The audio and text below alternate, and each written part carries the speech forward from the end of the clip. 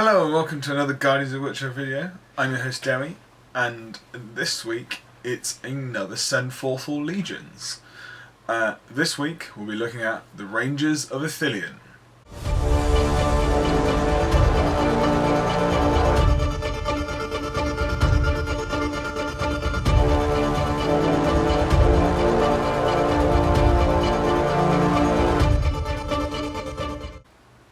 At the eastern edges of the realm of Gondor, and next to the land of Mordor, lies Ithilien.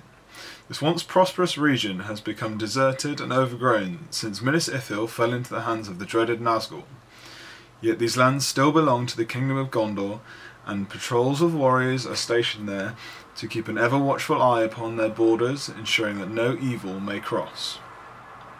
At the time of the War of the Ring, it is the steward's own son, Faramir, that commands the forces of Ithilien, his followers garrisoning the ruins of Osgiliath as one of the last lines of defence against the armies of Mordor. Stout warriors from Minas Ithil, skilled rangers who have spent years in the wilderness, and hardy men who have seen many battles within the city of Osgiliath are all under the command of Lord Faramir and will fight alongside the steward's son in defence of Gondor to the very last man. Along with his trusted advisors, Madril and Damrod, Faramir leads bands of rangers into the wild lands of Ithilien, scouting the thick undergrowth and dense woodland regions ahead and ever on watch for the intruders that have made their way into Gondor. Those that do seldom make it far, for Faramir and his rangers will lay in wait, hiding among the bushes and trees, ready to strike. The first thing intruders will know of the trap that they have sprung is the hail of arrows that rains down upon them, inflicting terrible casualties and causing great confusion and panic before the survivors are picked off by their unseen hunters.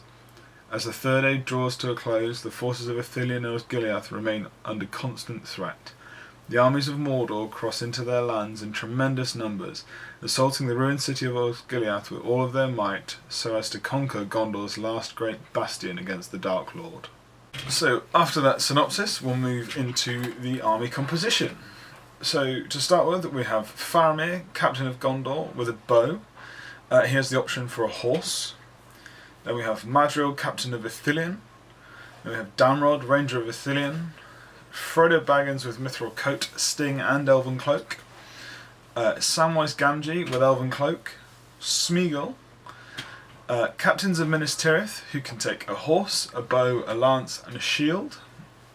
And then moving on to the warriors, we've got the Osgiliath veterans, who can take a bow, a shield and a spear.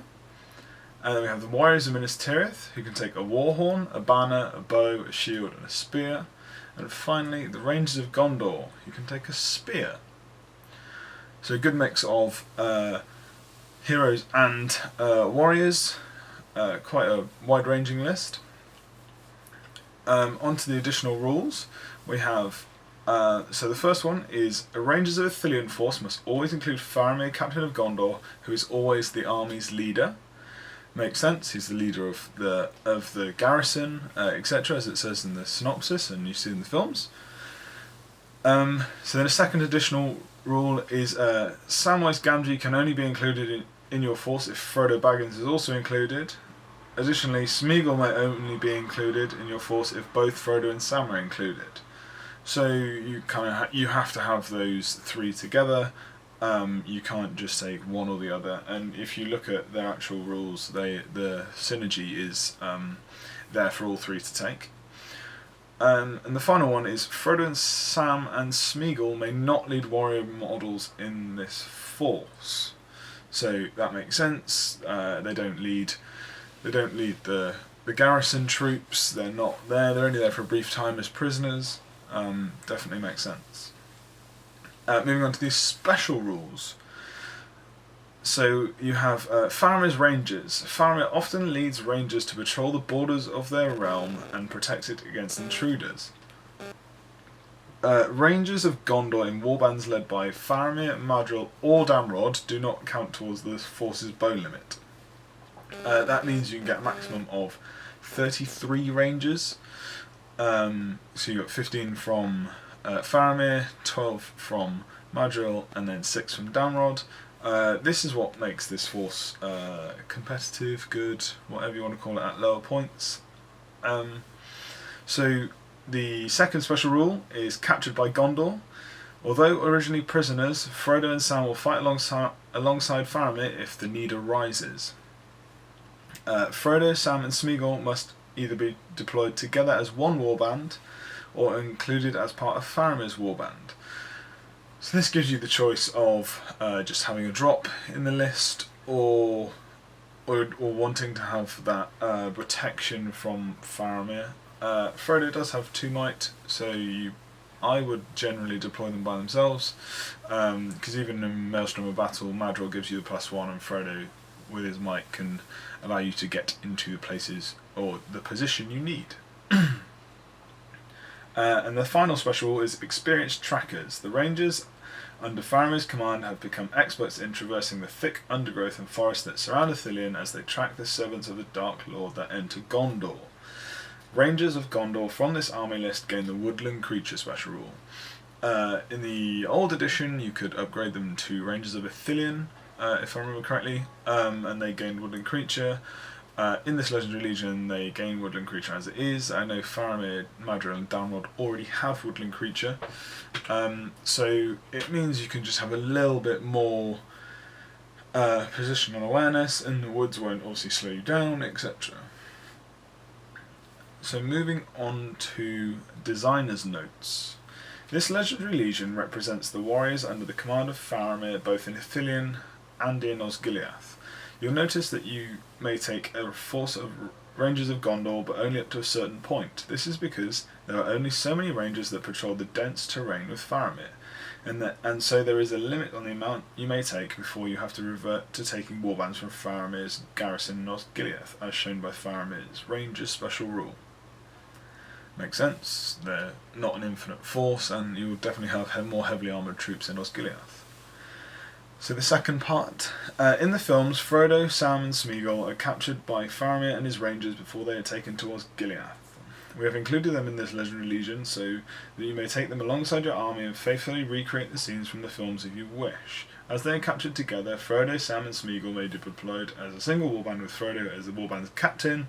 However, as they are essentially prisoners, at least for a time, they may not leave warriors in their warband.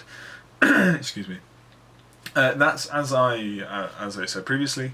They are prisoners, so that makes sense. I like this Legion. It's really cool. I know I've seen it do well competitively, and it's a nice way to encapsulate that part of the film where you do see the Rangers attacking the Mumakil and defending Osgiliath from the Orc raid, etc., and Gothmog's forces moving in. So next we'll come back with the hierarchy of heroes, and followed then by the army lists.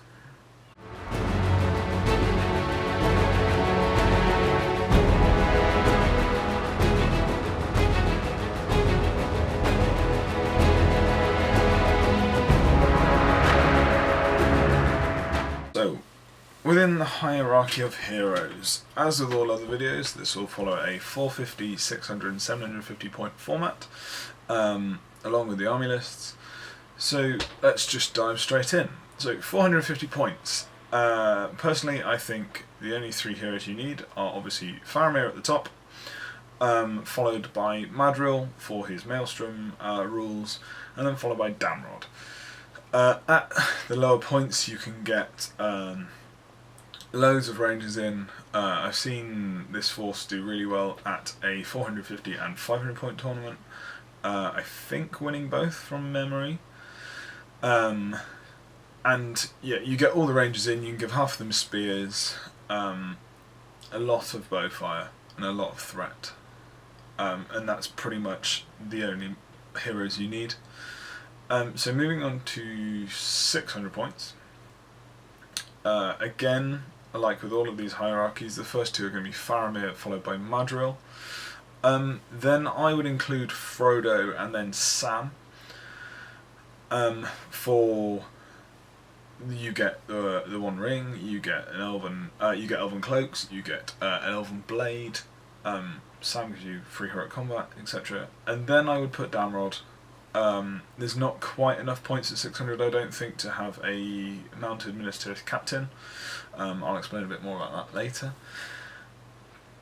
Yeah, I just don't think there's quite enough. So then moving on to 750 points, this is where I would change it up a little bit. So again, start with Faramir and then Madril, and Frodo and then Sam. And then I include a Minas Ithil captain, the ability to mount him and give him a lance if needed, along with like Frodo's one ring is a really strong combination. And then Damrod and then Smeagol. You can fit all of them in at 750 points and still have an army about 40 models, I think. So it's entirely up to whoever's building the list. This is obviously only my views, it's not written in stone. It's just something I thought that would be interesting. So that's the hierarchy of heroes at the different points values. And next we'll move on to the army lists.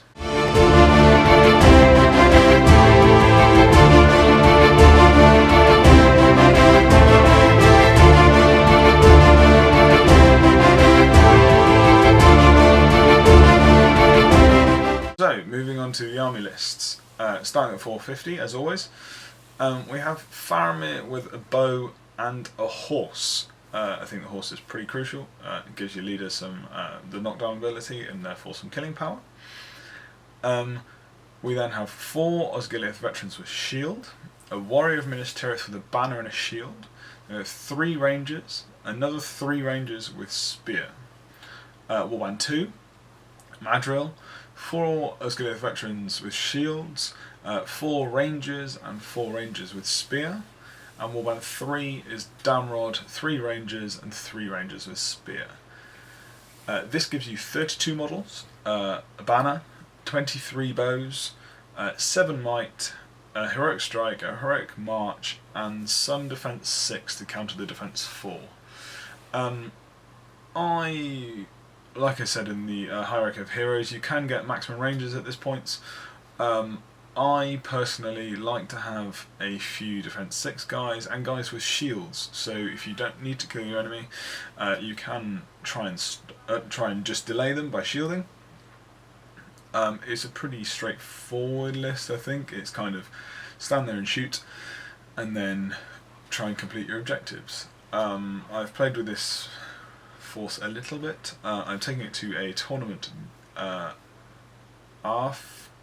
before this video comes out, on the 23rd of February 2020. So I might do a little review about how that tournament went. So moving on to 600 points. Again we have Faramir with a horse and a bow, 4 Osgiliath veterans with shields, 4 Osgiliath veterans with shields and spear, 1 warrior of Minas Tirith with the banner, shield and spear, all the equipment, and 4 rangers with spears. Warband 2 is Madril with 6 rangers, 6 rangers with spear. Warband 3 is Damrod, 3 rangers with spear. And Warband 4 is Frodo with a mithril coat, sting, and elven cloak, and Sam with an elven cloak. So this army has 37 models, a banner, 26 bows and 2 throwing stones. It has 11 might, it has 2 heroic strikes, heroic march, a free heroic combat with Sam, obviously providing Frodo is within 6 inches and in combat. Then you've got a model with the ring and an elven blade, and you've got some defense 6 to counter the defense 4. This is where you start bringing the intricacies of the One Ring with the free heroic combats with Faramir on his horse. So the ideal combination is Frodo in combat with maybe another hero, Sam in combat with Faramir against a guy, Sam gets the free heroic combat, so Frodo can call heroic combat himself, or the other hero can. They move on and they tag team a hero, Frodo going through the lines of Faramir coming around the edge. I quite like this list. Like I said, the tournament this weekend is 650 points, so I'm taking a bit of a variant. All I've done is kind of change Downrod for a Captain Minas Tirith on horse with a lance and a shield. So I really like the look of this force. I like my lists with a little bit of shenanigans. So I play Angmar a lot. I play Mahud with blowpipes and camels. I like fiefdoms with all the synergy. So this is definitely right up my street. So moving on to 750 points. Warband 1, again, Faramir with a horse and a bow. 1 Warrior Minas Tirith with banner, shield and spear. 5 rangers, 6 rangers with spear. Then Warband 2 is Madril, 5 rangers with spear. Warband 3 is Downrod with 6 rangers. Warband 4 is the Minas Tirith captain with horse, shield, lance. 4 Osgiliath veterans with shields, 4 Osgiliath veterans with shield and spear, and 1 Warrior Minas Tirith with a war horn and a shield. And then Warband 5 is Frodo, Mithril Coat, Sting, Elven Cloak, and Sam with his Elven Cloak. So this has 43 models, a banner, a war horn, 30 bows and 2 throw stones, 13 might, 2 heroic strike, 2 heroic marches, crucially one of them being on a mount, a 3 heroic combat, the ring with an elven blade and some defense 6 to counter defense 4. So one thing I haven't mentioned is most of these lists are Fight 4. There are some Fight 3, but they do become Fight 4 within 6 inches of Faramir. That's the Osgiliath veterans. Again, I like having that ability to shield if necessary, having some defense 6, especially if you're playing against a strength 3 army, Haradrim, Moria goblins, etc. This gives you a more fleshed out force, I feel. Having the Minas Tirith captain there for claiming objectives like Seize the Prize, where you then can pass it on to Faramir, picking up the relic in one of the new scenarios, it slips retrieval, and having the ability to manipulate the force and not have Faramir go into some big heroes with Frodo with his Elven Blade, etc., means you can use the Minas Tirith captain, especially with that lance, to really threaten. The Warhorn is a good inclusion, because within this list, even though they're Gondor models, they don't get the Gondor army bonus, so giving +1 courage, especially on the veterans, is amazing. And then you can, if you wanted to, swap the Warhorn out for Smeagol. It's a similar amount of points, and it would give you a slightly different flavour if you want it to be slightly more themed. I really like all of these lists. Like I say, I've used a practice game at 650. I'm running them at a tournament on the weekend, so very intrigued as to how they'll get on. Overall, I really like the idea and the theme behind this list. I can imagine playing against it. Sometimes it isn't that fun, but if you're playing competitively, that's how you're going to run it. I think I've covered everything. If you have any other ideas, comments, anything like that, pop them in below, and I might address them in a future video, especially if we have quite a few. Tell me what your builds are like, how you've done at tournaments, etc. I'd like to hear how each of these get on with my ideas and what I think about them, and what how other people's opinions differ. So if you've liked this video, please comment, like, share and subscribe, and we'll see you soon.